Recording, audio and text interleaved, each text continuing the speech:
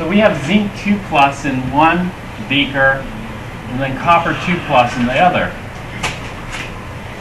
Which one is a stronger oxidizer, copper 2 or Zn 2 plus?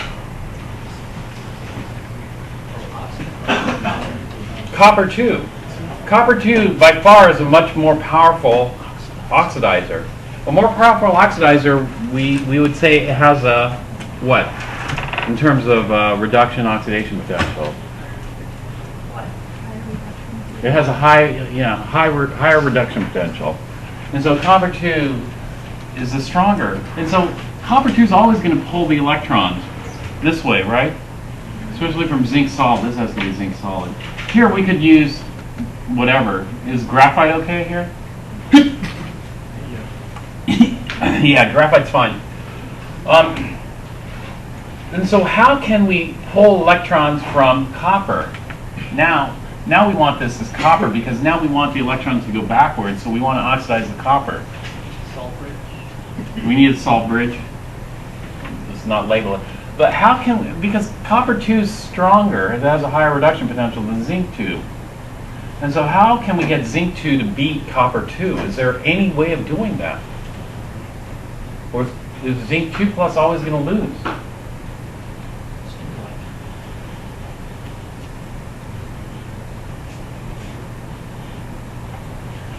Copper 2 is much stronger than zinc 2. Can you devise a way so that zinc 2 wins and copper 2 loses? More concentration. Concentration of what? Zinc, right. High concentration of zinc. Right, a high concentration of zinc. That is lots of zinc 2 plus. And so it won't win individually, but if there's a large concentration of zinc, Be not numbered.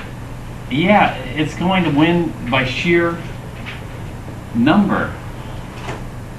And so, while the concentration was fixed earlier, this is why we have solid zinc sulfate, because with solid zinc sulfate, you could add some to the solution to boost up its concentration.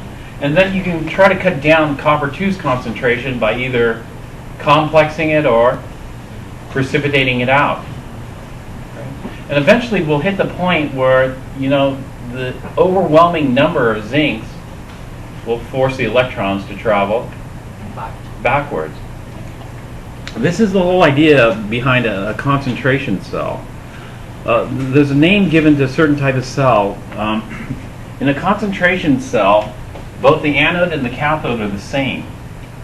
And so you put copper 2 in the anode, you put copper 2 in the cathode. The only thing that causes the electrons to travel is an imbalance in concentration. Those electrons are going to flow to whichever side has a higher concentration of copper ions. And so since I'm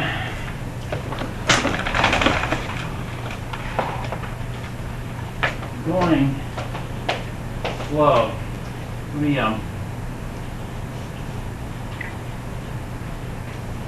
me do this. On Mastering Chem, you could download the lecture PowerPoint.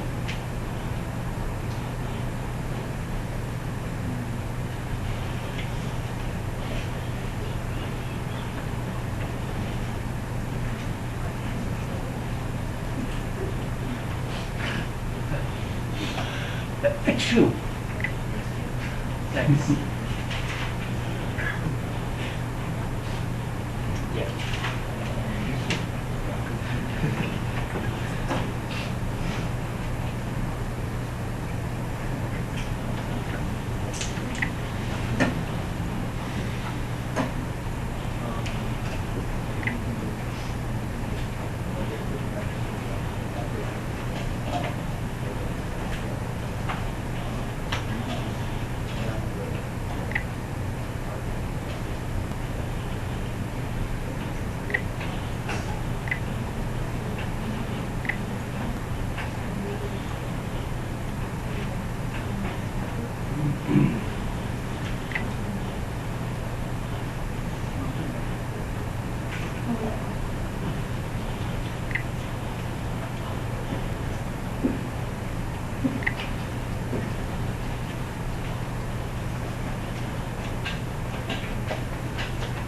So let me go through it.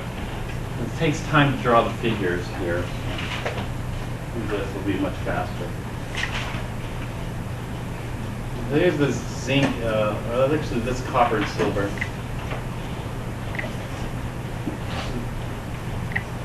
So, you recognize this electrode? No. Standard hydrogen electrode, SHE.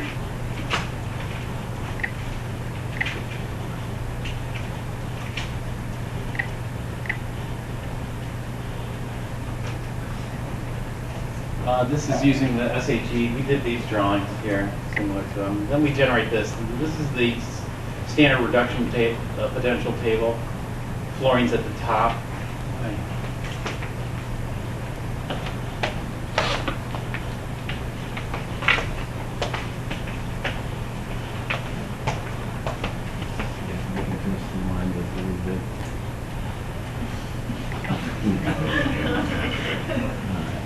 Too much.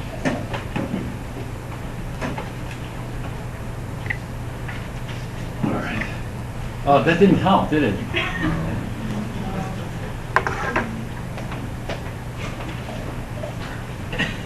Can't see with the screen, though.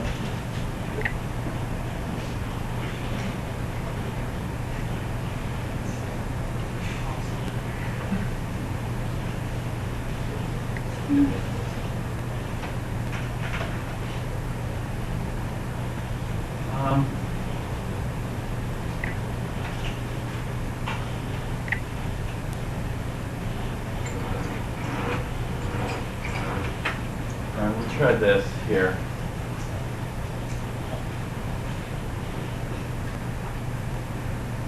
So we have the standard reduction potential table. You know who this guy is? Michael Faraday. Michael Faraday. Faraday constant. The Faraday constant is 96,485 coulombs per mole. Delta G is going to equal minus Z or minus N Fe for the cell. Under standard conditions, we would just put a little standard symbol here and standard symbol there. And so we can relate the cell potential to delta G, and they're opposite in sign. Sodium. Okay, when we're dealing with half equations, this is kind of the interesting thing about this here. I'll give you a good example.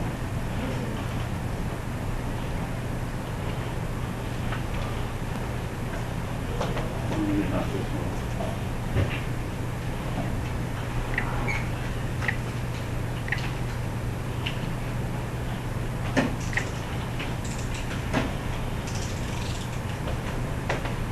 All right, what if I multiply a 2 here? Let's say I have 2 Fe2 plus, 4 electrons, 2 Fe solids. What should I do to this? Multiply by 2. You'd think you multiply by 2, but you don't. You know why? Because it's like this.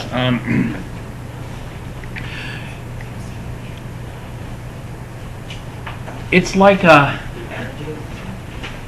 When I put a 2 here, does that change the concentration of the Fe2 plus? No. And so if I have 1 molar Fe2 plus, let's say I have 1 gallon, now I have 2 gallons of 1 molar Fe2 plus. So is 2 gallons more reactive or less reactive or the same activity? Same activity, you just have a lot more, right? And it'll last longer. It's like gum. If you put 2 sticks of gum in your mouth, is it going to be twice as sweet, or you just last longer? Or would it be? Maybe it would be twice as sweet. Maybe that's a bad example.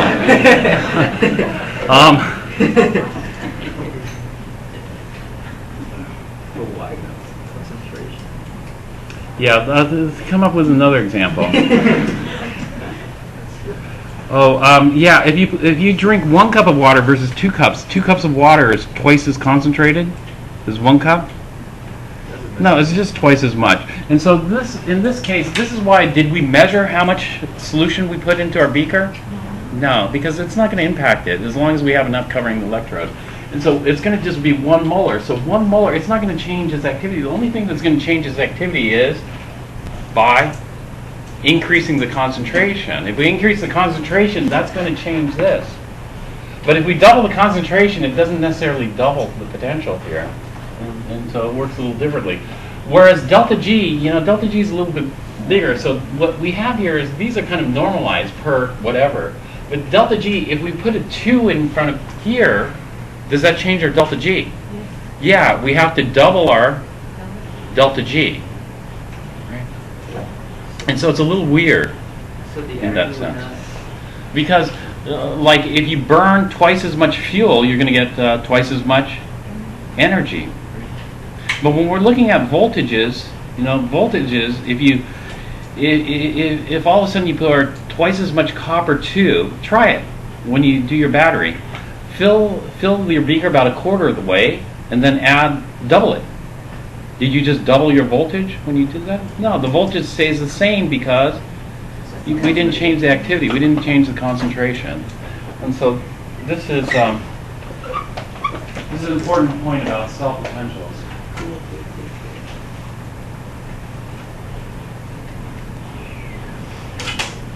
All right, this is relating E of the cell to delta G.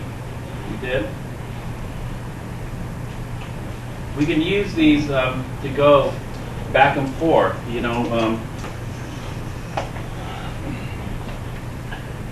Like sometimes I'll give the reduction potentials and ask you to calculate delta G for the reaction, or sometimes I'll give you a delta G and ask you to calculate the reduction potential.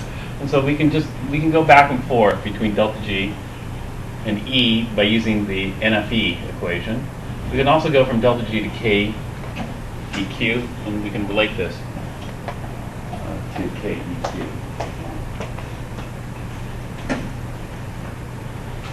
This is a Nernst equation. So here are some calculations, just relating E of the cell to your standard thermodynamic constants. Here's showing E to the cell. As the reaction progresses, the voltage drops. The voltage drops because the concentration of the reactants decreases and the concentration of the products increase. In other words, this term gets bigger. As this term gets bigger, this term becomes more positive. The more positive this term, the lower the voltage. So we're subtracting it.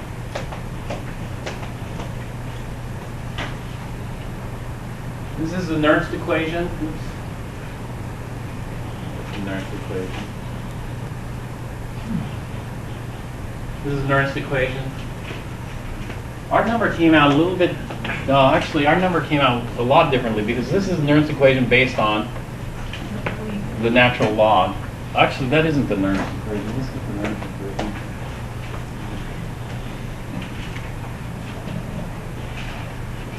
This is the Nernst equation here.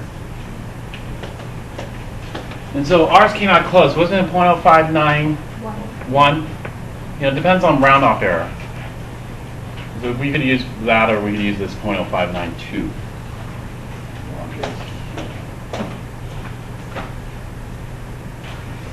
All right, this is what I'm talking about, concentration cells.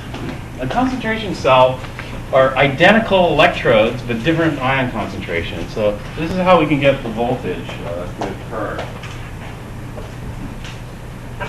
So in this concentration cell, we have two SHGs side by side.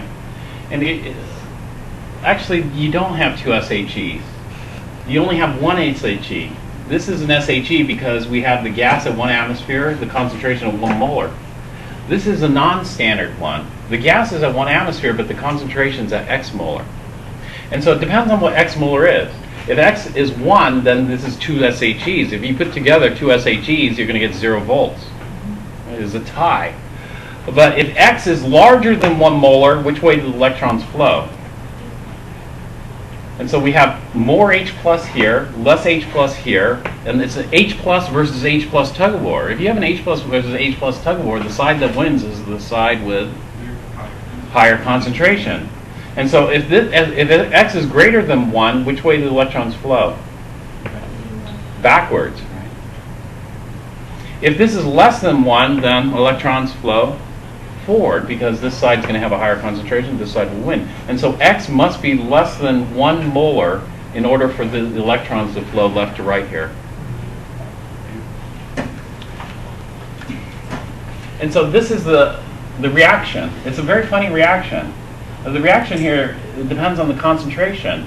We're going to get a driving force if the reactant has a higher concentration than the product.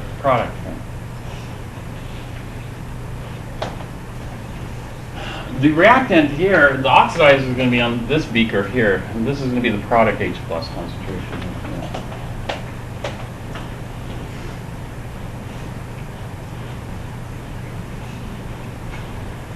What is the standard cell potential? The standard cell potential for all concentration cells is 0 volts. Wait a minute, can we calculate a standard cell potential? Because this is a standard cell potential for H plus goes to H2. H plus goes to H2 is at the cathode. So here we have our cathode. Note, this is not balanced. They didn't write 2 here. Do you know why they didn't write 2? It should be 2 H pluses goes to H2, right? They didn't bother writing a 2 here because the 2 doesn't matter. The 2 is just the ratio in which they react. It's not the concentration. And the concentration is going to be fixed at 1. And then over here, this is the anode. But the anode, if you look at the anode, is the anode under standard conditions? If the anode is not under standard conditions, then why are we using the anode potential under standard conditions?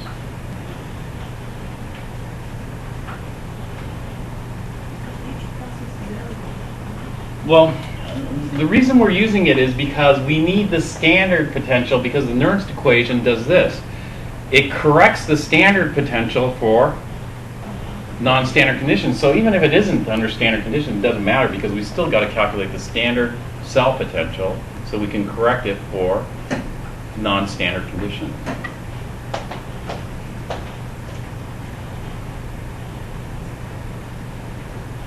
So we plug this into the Nernst equation.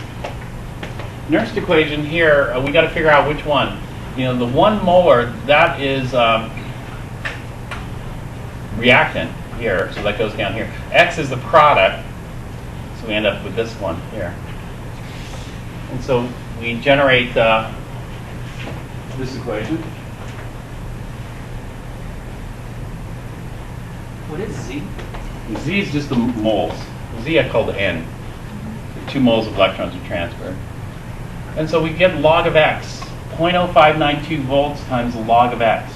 Well, the log of X is, well, X is the H plus concentration in the anode. And so the negative log of the H plus concentration is also known as the pH. And so this concentration cell can be used as a pH meter.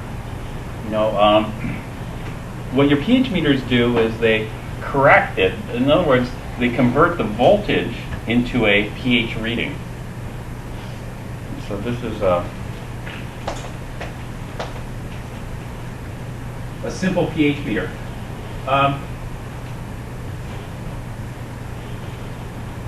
This wouldn't be such a great pH meter because you'd be bubbling hydrogen gas in the laboratory, which isn't so practical. So, but modern pH meters work on a similar principle. They just have different electrodes, different reactions. This is another concentration cell. You know, it's the same thing. We got silver and silver ions, silver metal and silver ions. So both cells are the same. If the 2 concentrations of silver ions are the same, then we get 0 volts.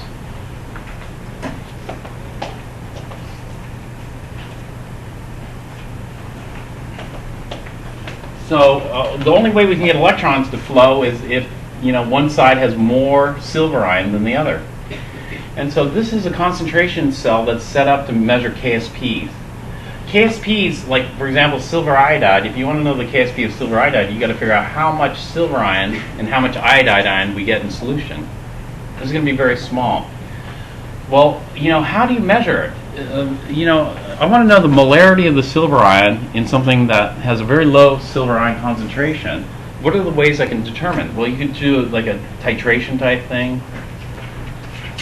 try to figure it out.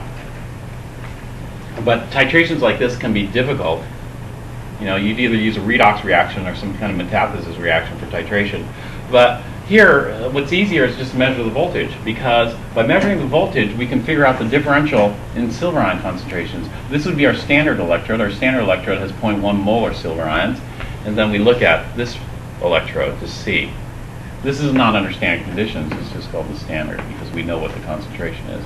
Over here, we don't know what the concentration is, but we can figure it out once we know the voltage.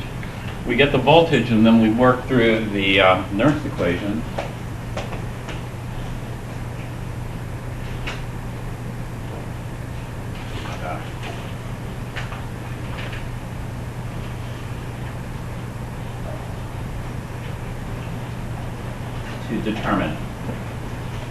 To determine the concentration of silver ion, and then figure out what the KSP value is. And so there's a homework problem we have to do.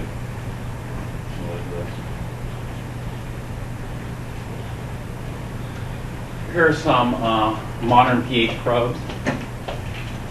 Most of our pH probes that we use are these silver chloride ones with a bulb here. This bulb is pH sensitive membrane.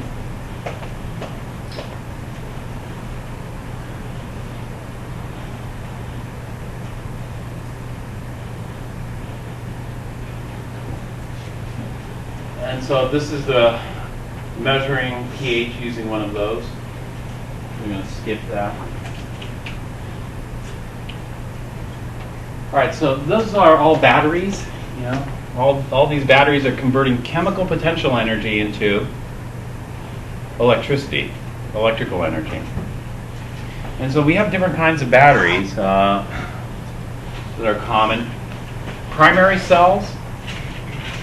Primary cells, these reactions are hard to reverse. And so these are disposable batteries. Once they're dead, you throw them away. And when they're dead, are they really dead? You know, I was going through old batteries, and you know, fresh AA batteries, about 1.6 volts. You know, but the dead ones, you know how many volts? Was it 0 volts, you think? No. What do you think the dead ones were, roughly? You know, the dead ones were like 1.2 volts, 1.3 volts, 1.1 volts. Those were worthless because they couldn't power anything anymore. And so there's still some reaction left. It's just not enough because you need a certain minimum voltage to run your electrical circuit. You know, then we have secondary cells. Secondary cells, at least you don't throw them away, because with secondary cells, the reactions can be reversed by passing electricity through the cell. That is, just recharging it, like your phone or other electronic device. So we'll look at some secondary cells. But the problem with secondary cells is there's certain lifetime to them. You know, a certain number of cycles, recharge cycles that you can do. Because, you know, in some of these secondary cells, let's say you're regrowing crystals of zinc. You know, do they regrow and form a nice rectangular plate of metal again? No, they tend to regrow and are more disordered. Right? And the more you repeat this, the less efficient it becomes, and pretty soon the battery is dead because you can only recharge it a certain number of cycles. But a flow battery in fuel cells, the flow battery in fuel cells is the same thing. What you do is when you run out of reactants, you just feed or flow more reactants into the cell. And so materials pass through the battery, which converts chemical energy to electrical energy.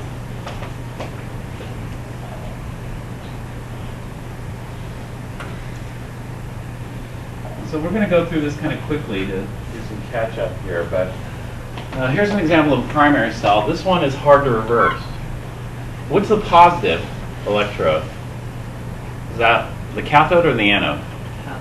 The cathode. This is where we're going to consume electrons. The cathode's made up of graphite You know, is graphite consuming the electrons? What's the purpose of the graphite? It's to pass the electrons to the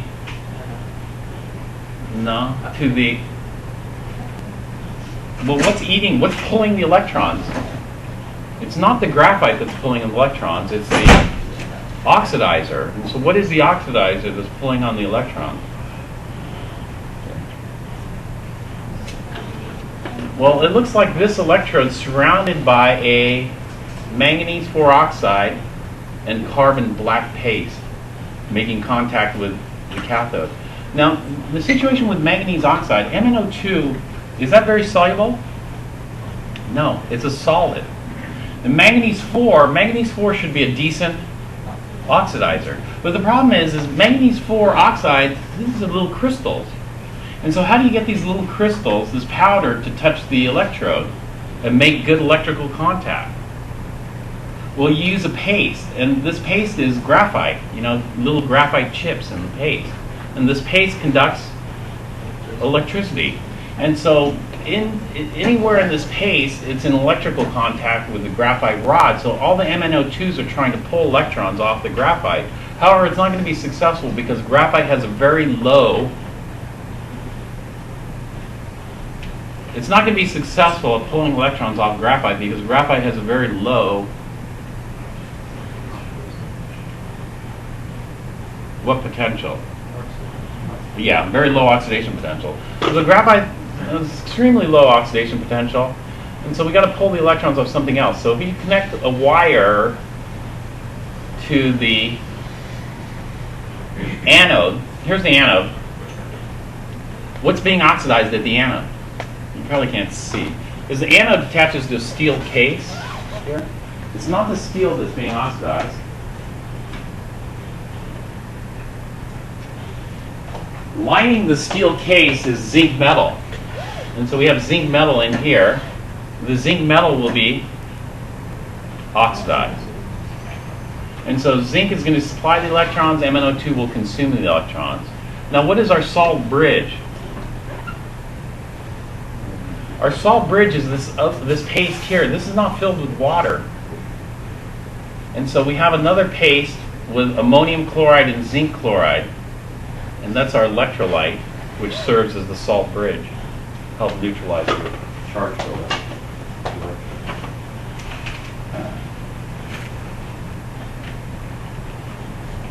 Here are the reactions. This is your standard. This is your standard heavy-duty battery. This is not an alkaline battery.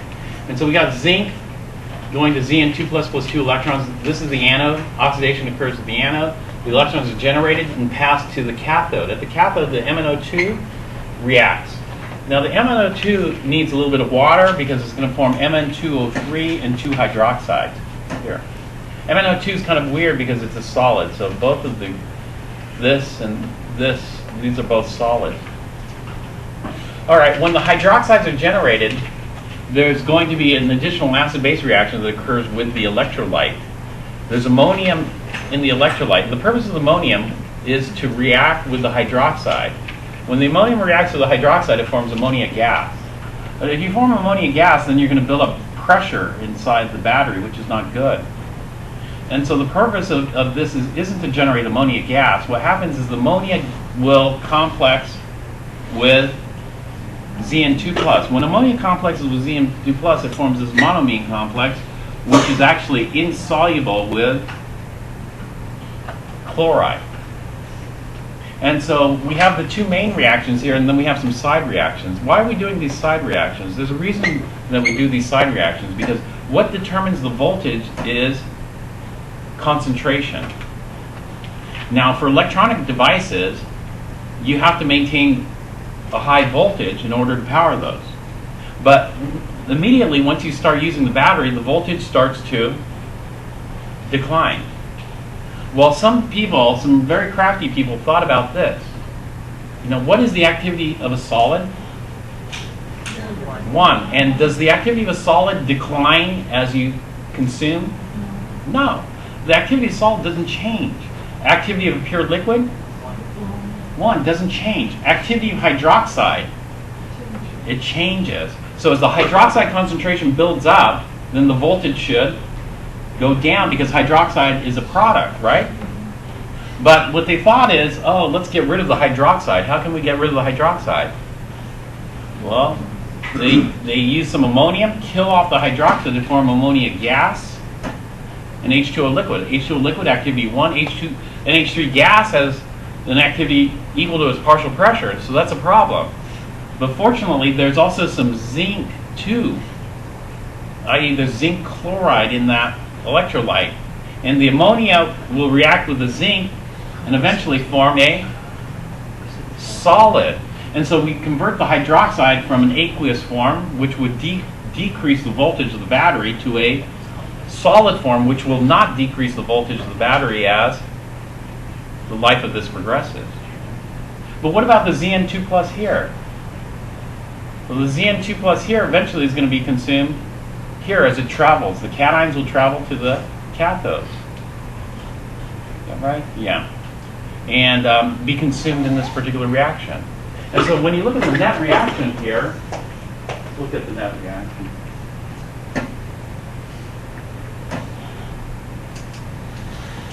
Well, anyway, the net reaction is not shown, but you add up all those reactions and you end up with all solids and liquids, which keeps the voltage stable until you start running out of reactant, and then the voltage will drop.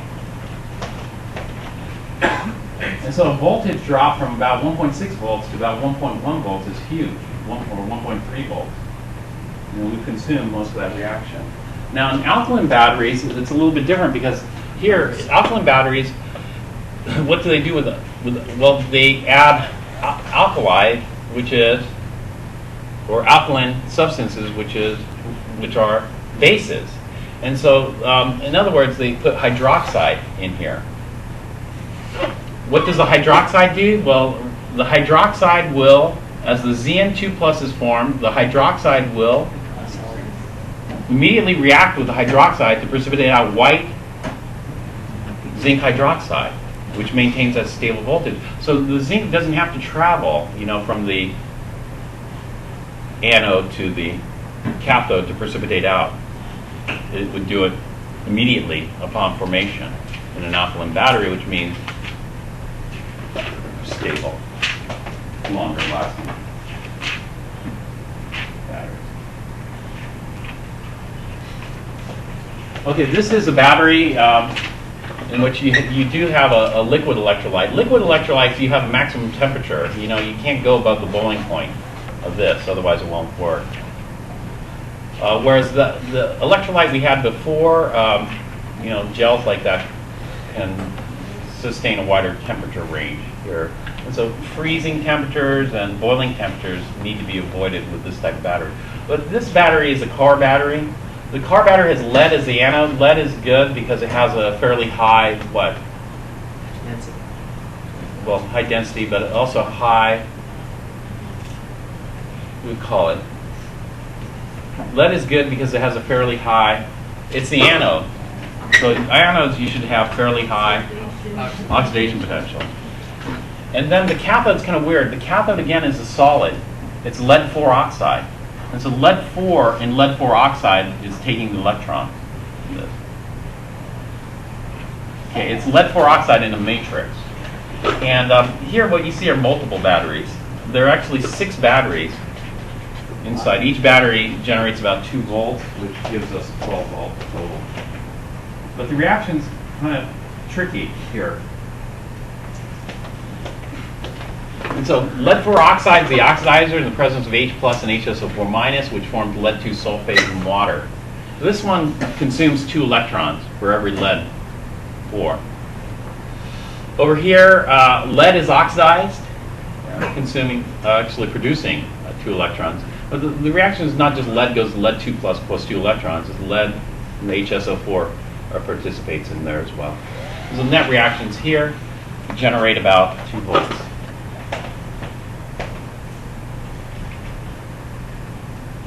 Here. Here's a silver zinc cell. Here again, zinc is the anode. So zinc is supplying the electrons. So we go from zinc to Zn2+. The electrons go over to the cathode. At the cathode, what is consuming the electrons?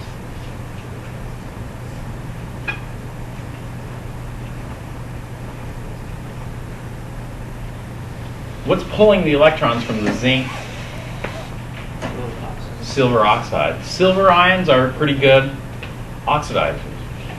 And so we have a silver oxide paste, it's solid, and so the activity doesn't really change much here. This is silver stuff.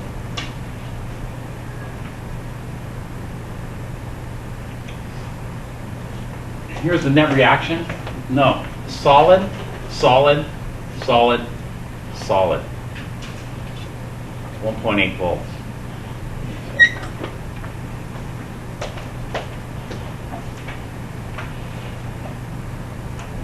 Here, this is interesting here. Rather than showing two lines like this, line for the salt bridge, they actually write what the salt bridge consists of. The salt bridge in this case is saturated potassium hydroxide paste.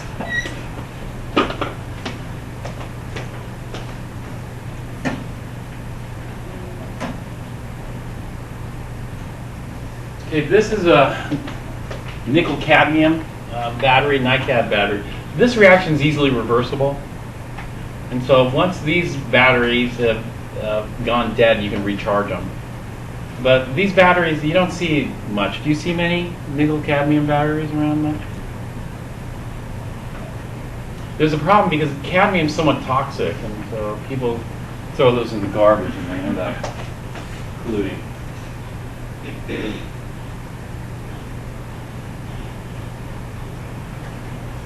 This is a lithium-ion battery. This one works differently. To charge it, you pump in lithium ions in between. These are sheets of graphite here. But now they use many different things. And so you pump in lithium ions and you make a lithium ion sandwich. This is called intercalation. And so this charges the battery, and when you discharge, the lithium ions de-intercalate or leave structure. And so it's different. Now they have polymers that you can intercalate between the layers, stick ions. You build a charge potential because all these are positive. Right? So you're building a voltage by charge separation.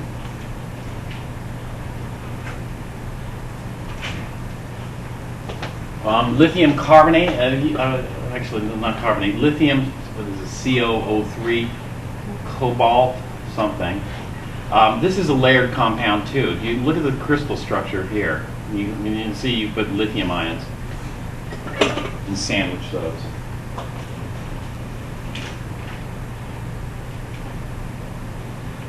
These are fuel cells here. Fuel cells, you don't have to worry about them going dead as long as you keep fueling them, as long as you keep adding oxidizer. The oxidizer here is O2, and the reducer here is H2. And so as long as you keep the feed of O2, which is easy because it's just air, and hydrogen, you're going to generate electricity. Now these two are separated, so the O2 is going to try to oxidize the cathode, which is graphite here, but it's unable to. But this cathode is connected to the anode. At the anode is also inert, but there's hydrogen. And so as the hydrogen comes in contact, O2 can oxidize that. When O2 oxidizes hydrogen, it forms H+. When O2 gets reduced, it forms hydroxide. And so the hydroxide and the H+ are consumed or neutralized or reacted in the electrolyte. Net reaction here is this. So hydroxide and H+ just form water. So 2 hydrogens and O2 forms 2 waters. The cell potential for this is 1.229 volts. This reaction has a huge, hugely negative delta G. So this is a very high voltage here.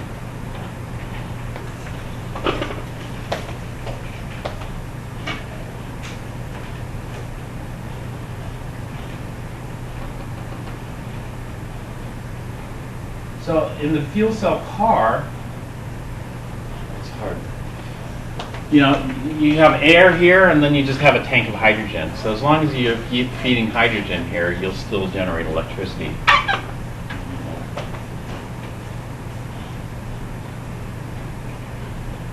problem with hydrogen is its density. You know, if you think about the density of lead, you could stick a lot of lead atoms,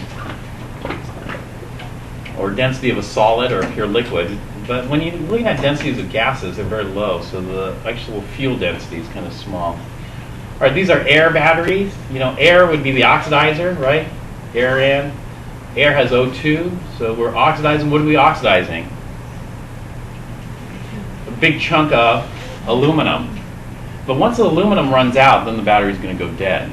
And so if you have a chunk of aluminum, eventually you're going to have to replace that chunk of aluminum. And so this is a little different. Half of it's like a fuel cell. You never run out of air as long as you keep pumping it in. But the other half is just like a standard battery, right, in which you're going to run out of the anode.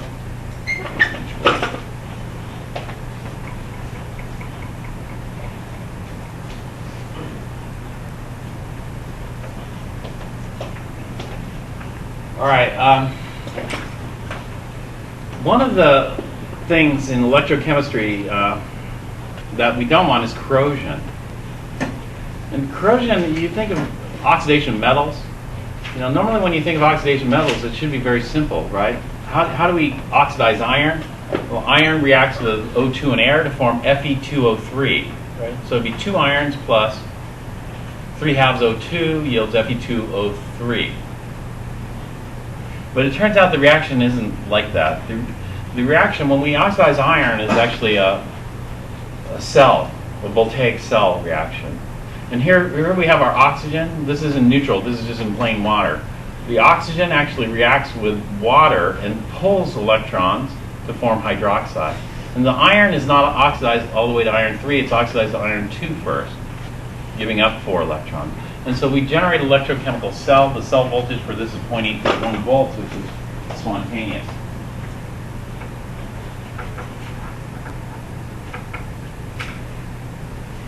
All right, this is a neutral solution. In neutral solution, we take oxygen reacted with water to form 4 hydroxides. That has a, what do we call this potential? Is that a reduction potential or oxidation potential? Reduction potential, 0.4 volts.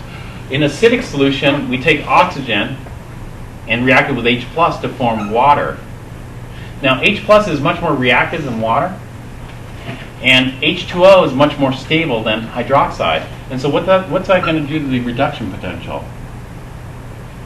It's going to increase it. And so this is going to be a much more favorable reaction. And so corrosion happens more favorably in neutral solution or in acidic environments. In other words, in acidic environment. And so if we think about rusting of iron, you know, if the iron's dry, does it corrode very fast? No, the corrosion process is pretty slow as long as there's no moisture around. If the iron is stored in DI water, does it corrode very fast? Actually, it doesn't. If it's stored in DI water, it doesn't corrode so fast. If the iron is stored in acid, does it corrode fast? Yes, in acidic it will.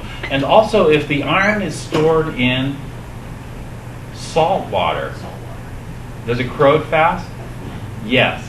And so we got to understand these things. Why does iron corrode faster in acidic environments? Well, because the reduction potential for oxygen is much higher than in acidic solutions or acidic environments than in neutral, right?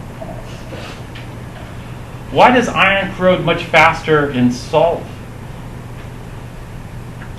water or salt water environments? So let's take a look at that.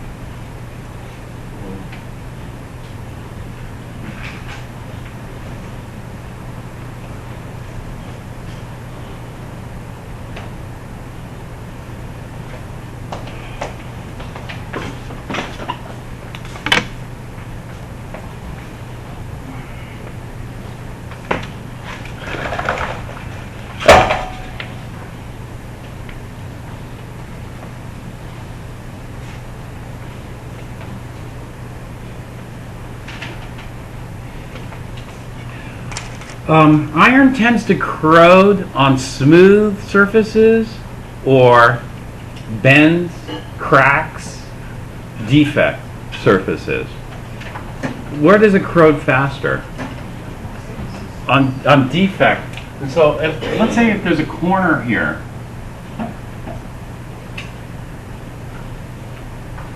This is an iron, chunk of iron solid, versus a smooth surface. You know, like sugar cubes. Have you ever noticed sugar cubes dissolve faster at the corners than on the faces? Why is that? You know, the sugar cubes become rounded. They don't stay miniature cubes all the way down to nothing, right? They start to become rounded on the corners and the edges because those atoms are what we call higher energy atoms. Not all these iron atoms have the same energy. The lowest energy iron atoms are in the interior. Why? And the highest energy iron atoms are on the surface.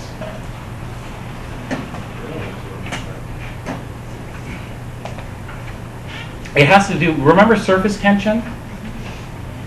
Surface tension said that the surface molecules have higher energy than the interior bulk molecules because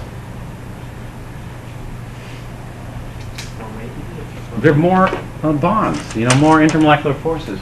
And so if you think about this, this is only held in by these three, but you know, this one's going to be held in by a bunch of others. And so there are more bonds, so it's going to be harder to pull or react. And so we call that higher energy. The ones in the middle inside here are going to be the most because they're completely bonded in 3 dimensions all the way around. And so what we have here is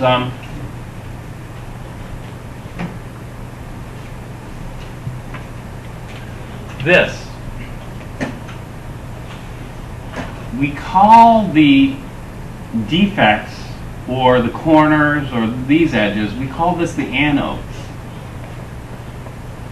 And we call the smooth part of the iron the cathode. Now, because these two irons aren't the same, right? And so if the irons are going to react, you're going to react the highest energy ones first, at the anode. And so the anode reaction here is this. We go from iron, right, solid, to iron 2 plus 2 electrons. And so this is going to spit out an iron 2 plus cation.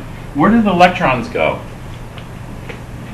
The electrons travel to the cathode, which is over here somewhere. And so 2 electrons travel here. Well, at the cathode, what's taking those electrons? This is supposed to be an ion here. Well, O2 comes in. And this is going to be under neutral conditions, so we need some water here. If we don't have water, what do we form? If there's no water present, this is the same thing. Remember on the reduction potential chart, hydrogen plus occurred often, frequently. And what was the purpose of the H plus in the redox chart?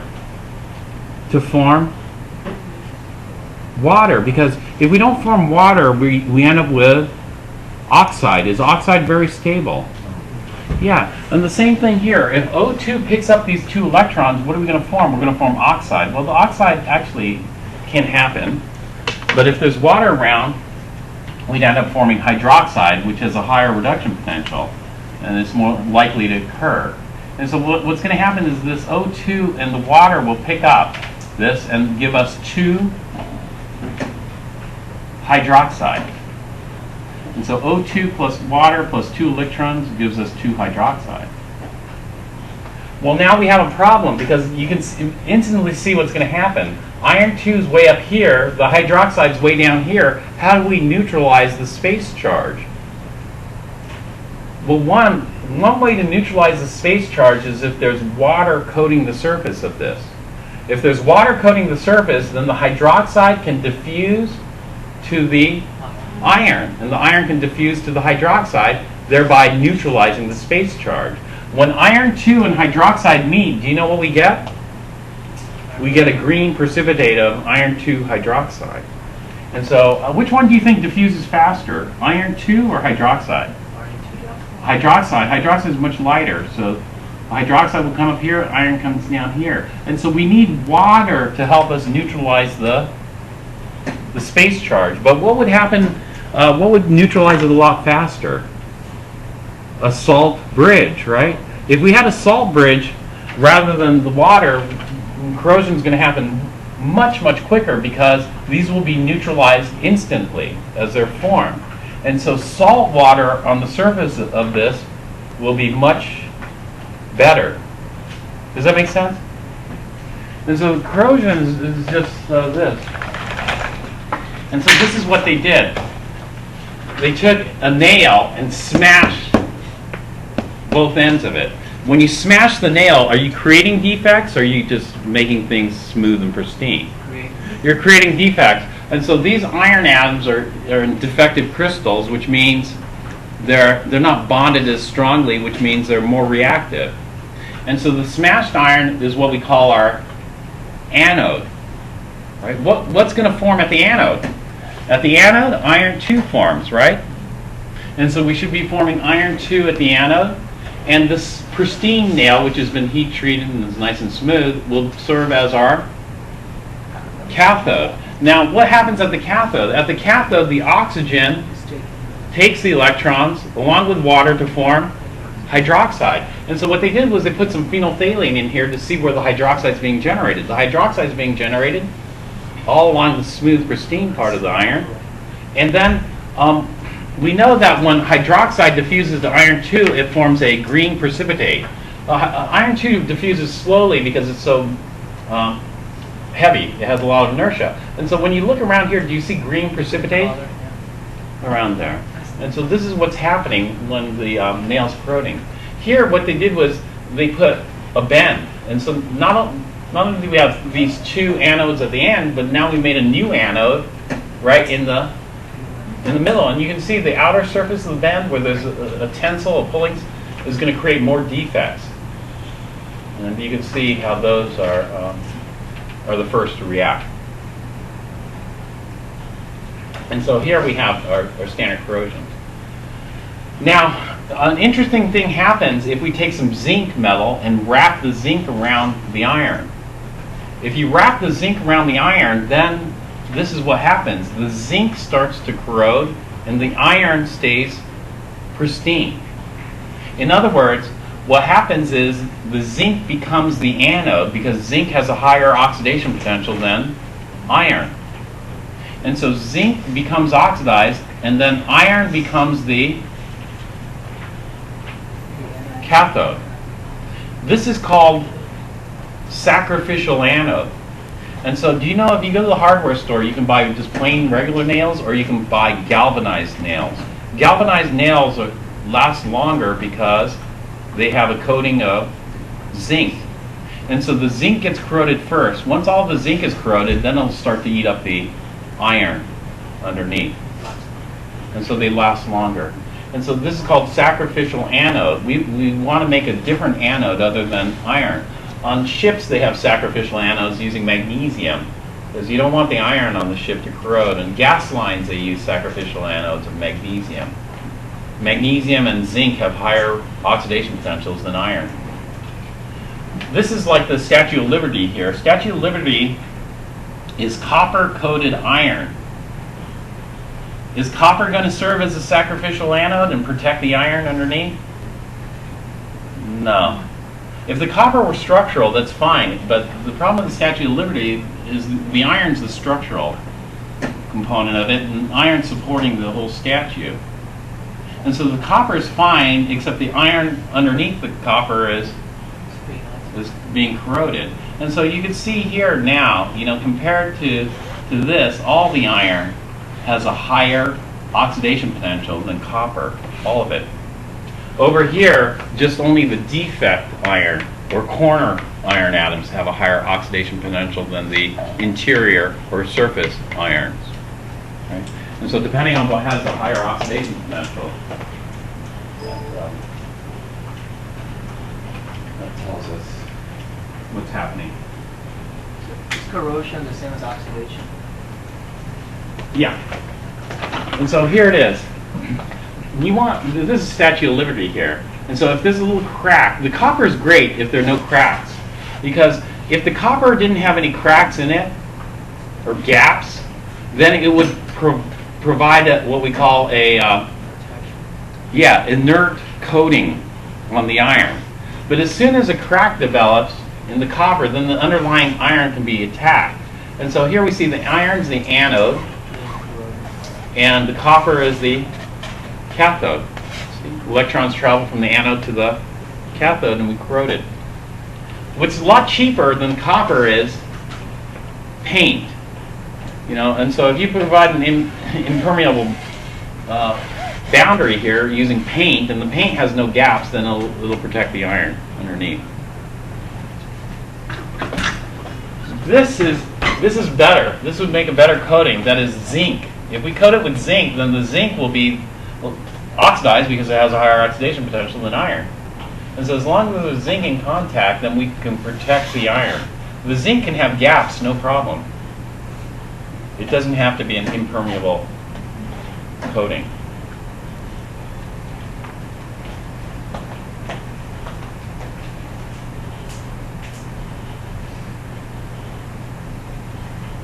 Here is an iron hold ship, and these are magnesium blocks.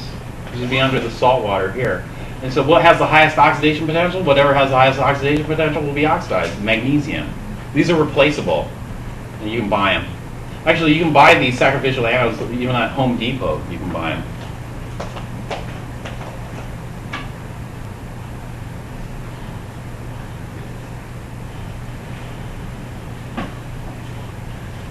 All right, I talked about reversing the chemical reaction by, numbers, concentrations. But there's another way to reverse this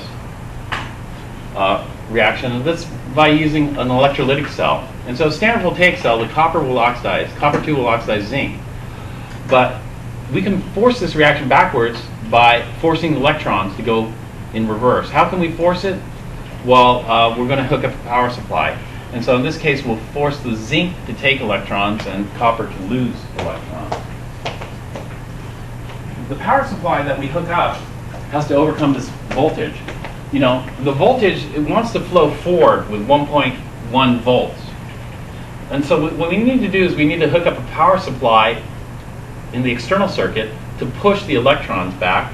If we push back with 1.1 volts, it'll get to 0 volts. And then we push with more voltage to force the electrons to go backwards. And so how do you get those electrons to go backwards? Well, you hook up a power supply. A power supply could be like a battery or something you plug in like this. And so all you're going to do is, normally the electrons want to flow left to right. You put a battery here. And what the battery does is you got to put the cathode of the battery to the cathode. This is kind of screwed up. The original cathode. This was the original cathode. And so what we're going to do is we're going to do this. We hook up the power supply so the positive terminal goes here. This is going to pull electrons in here. And the negative terminal hooks up over here. This is going to push electrons out here. And so when the battery pulls or the power supply pulls, it's going to oxidize the thing with the highest oxidation potential here. Hopefully the thing with the highest oxidation potential is the copper. And then we can regenerate copper-2. When the electrons are forced over here, it's going to reduce whatever has the highest reduction potential. What has the highest reduction potential, hopefully over here, is Zn2+. And then we can regenerate our zinc metal. And so in this way we can reverse the reaction. Regenerate the copper-2, regenerate zinc metal. The battery has to have in excess of 1.103 volts. There are complications. There's a little activation barrier, that you might have to overcome. If there's a little activation hump, you could be applying this voltage, but nothing's happening because you got a little hump to go over, to go backwards. And so this is like this. It's not just this. This is the thermodynamics part of it. Sometimes to get over the hump, we don't just go back to the same energy here. We have to pop over an additional hump. This would be the overpotential here that you got to overcome. an activation energy. You got to watch out for competing reactions because we're going to oxidize the species with the highest oxidation potential. We're going to reduce the species with the highest reduction potential. That might not be the reaction you want.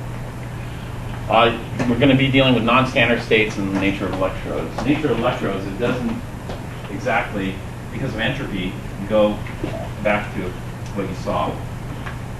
All battery, well, that's electrolysis. We'll do an example of that in a minute. Oh, actually, what time is it? Ooh. I'll stop here. We'll talk more about this later, but I want you guys to try to build this cell.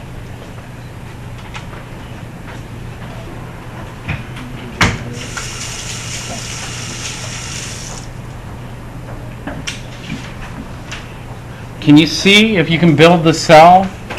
You know, what we're going to do is we're not going to use a power supply or battery to force the electrons backwards. We're just going to do it by population, by numbers, concentrations. And so, see if you can successfully get the battery